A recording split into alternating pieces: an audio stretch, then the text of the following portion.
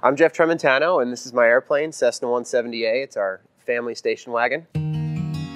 This is a 1951 Cessna 170. It's hard for some people to believe that this is a 67-year-old airplane, but most private aircraft are exceedingly well maintained, and as long as they are, they can be flown indefinitely.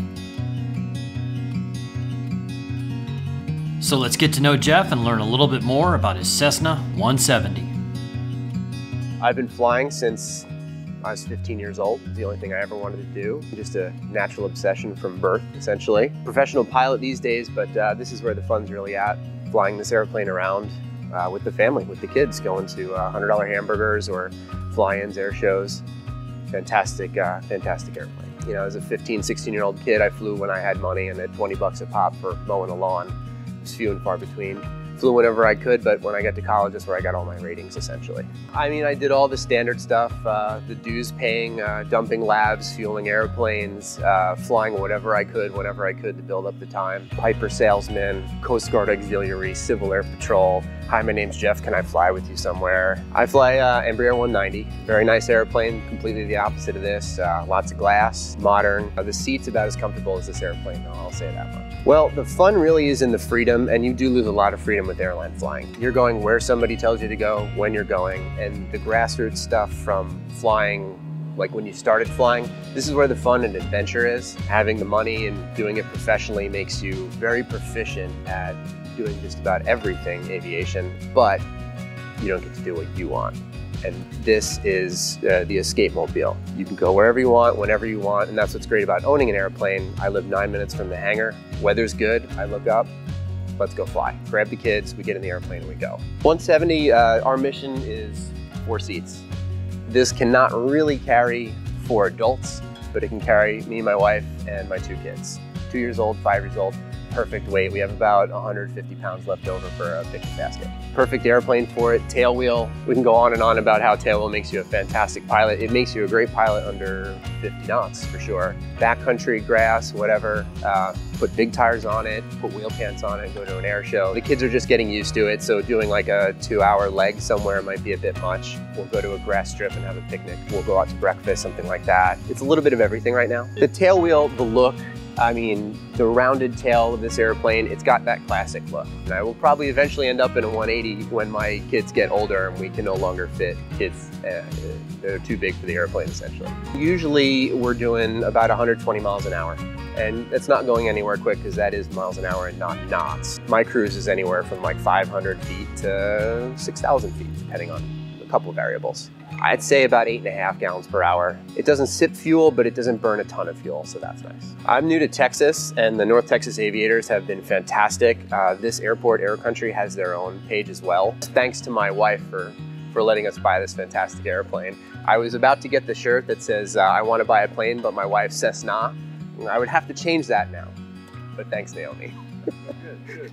All right, well, you ready to go fly then? Yeah. Well, ish. We're gonna have to wait for a little better weather. Yeah. The skies were a bit gloomy, but thankfully they cleared up enough to let us pull the airplane out and go fly.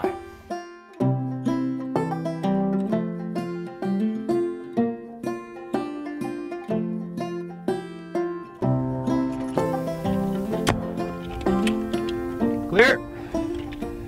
Full start. Full start. You started right up though. It's a good one, and actually you're mechanically pulling the starter mesh together. Really? Wow, so it's mechanically pulling, like... Yeah, so if you don't release that, you're the one not releasing the starter. So there's no solenoid, you're pulling it in. You are solo-noid. Alrighty. Seatbelts and doors. Yep, upset.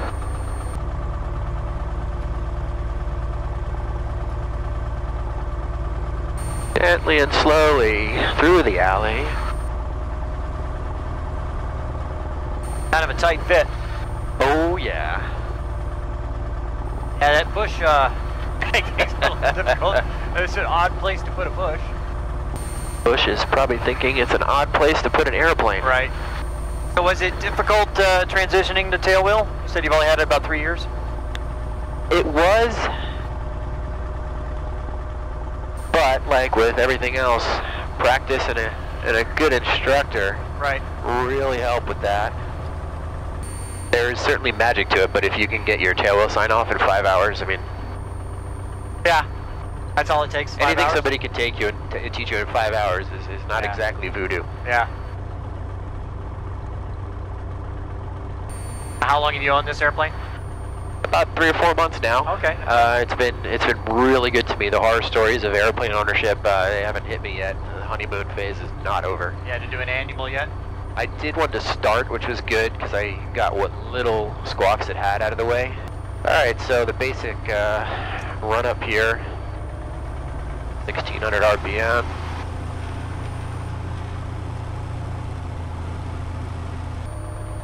Did the mag check, did the carb heat, did the throttle, idle check, and RPM back to idle. Fuel is on, trim in the takeoff range, transponder and lights.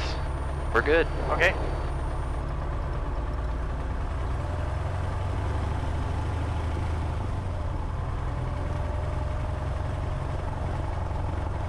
We'll go up, take a quick lip, see what it looks like. If anything scares us, we'll just come back down. Yeah, yeah. And right now it looks like left to right. Air country traffic, Cessna 170 departing 17, air country closed traffic.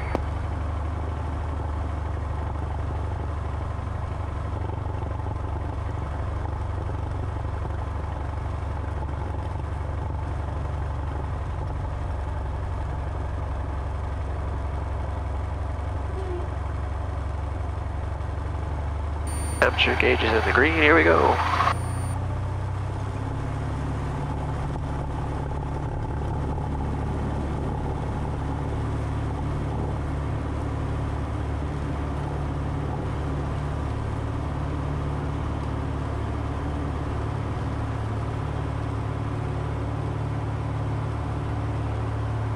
Wow, it's so weird flying the tail off the ground like that. Yeah, I think that turned us into a quartering tailwind, a very light one. That thing you're supposed to avoid at all costs. Yeah. That Cessna spring gear is absolutely fantastic for tricycle gear, but it'll bounce you a little bit when you've got the tail wheel thing. Right when you bring the tail up, you start getting light on the gear, it tends to waddle. Or just poor pilot technique. No, it was good pilot technique. Yeah, it's not too bad out here at all. Not at all. There's our golf course down there.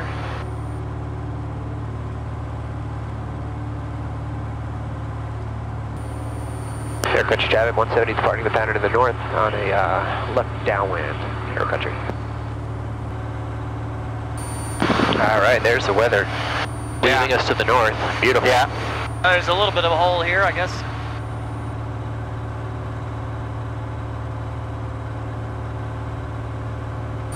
So were you looking for a 170 specifically, or this just kind of came about?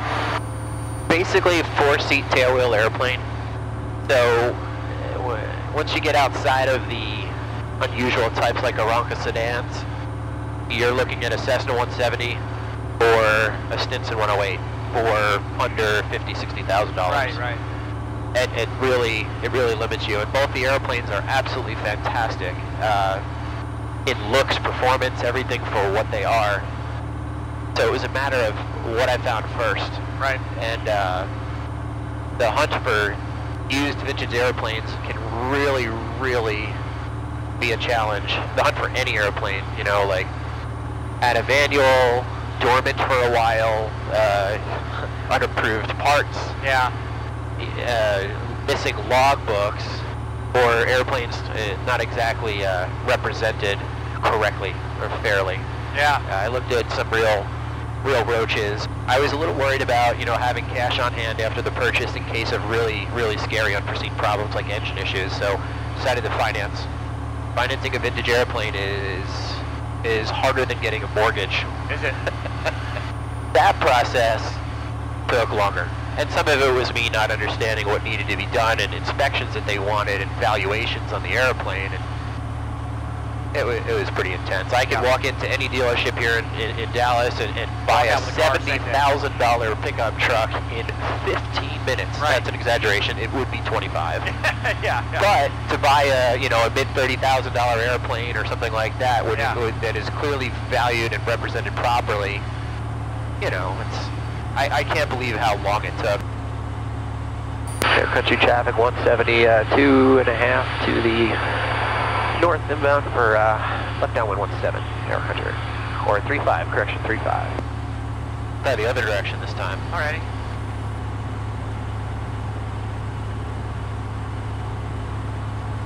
What's the key to landing a tailwheel airplane? You land on the main, obviously you don't want to... You'll have to ask a tailwheel pilot. Oh. Okay. It depends on what you want to do. Higher gusty winds, wheel landing. The argument for always doing 3-point exists for certain airplanes because they need the 3-point.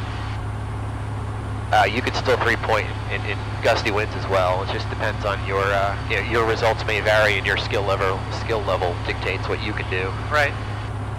For me personally, the real key is being slow enough. Yeah. I mean, you don't want excess energy. You don't want excess energy in a 152, but you really don't want it in a tailwheel airplane. Right. Air country 170, turn left downwind 35, air country. I've got about maybe 40 hours in this. Yeah. And I feel very comfortable in it. Once you get 40 hours in a single tail number airplane, it's you do know that airplane really well. Yeah. That being said, there are times when I come in, I'm gonna wheel land the heck out of this airplane. I'm like, oh, 3-point. Yeah. It feels so good. Or you bounce. Yeah. You just you're gonna be a superhero and you get a good bounce, and the rule is 2 bounces go around. Right. Or 1 really good bounce go around. Yeah. Err on the side of caution always. People are afraid of a go around. It's nothing more than continuing to fly, and we all love to fly. Right, exactly.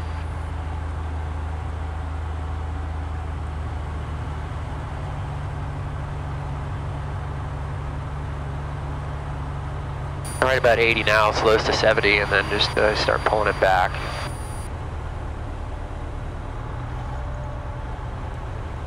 A lot of just looking outside. There's nothing to see in here. Right. Once you know an airplane well enough, you know the sound, the pitch, the feel.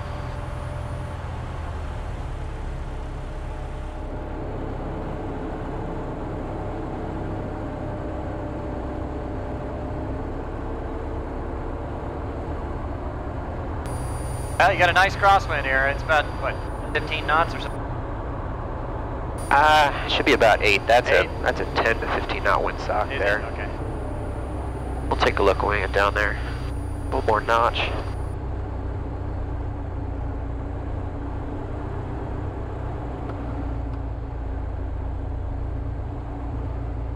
A little fast. Feel that wind because the winds aloft are from behind us now, so that's real fast.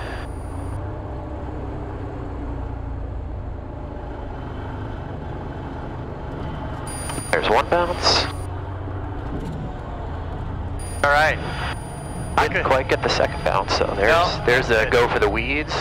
Right. You want to go there at that point? Right about 40 miles an hour. This gets very squirrely. Yeah.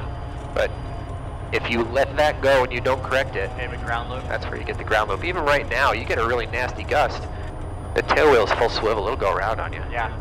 That's the whole don't stop flying until you get to the hangar business thing. Now I'm going to dump the flaps. No, landing a tail wheel is not an easy thing to do.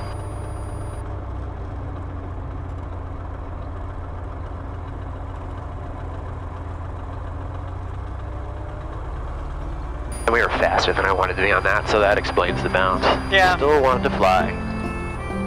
It was a short taxi in and back in the hangar. Okay, Jeff, thanks so much, buddy. My pleasure, my pleasure. Hope I didn't scare you too much. No, great airplane. It was actually, I think that really was my first time flying in a tailwheel airplane. No kidding. Yeah. I wish I didn't bounce then.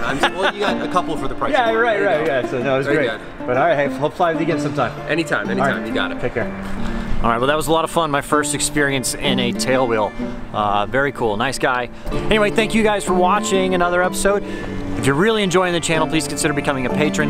That's kind of how we fund this whole thing. You go to patreon.com/flyingdoodles, and you can become a patron for as little as $1 a month. Please leave a comment down below on what kind of airplanes you want to see and what you thought of this airplane as a tail wheel, and we'll see you on the next flight.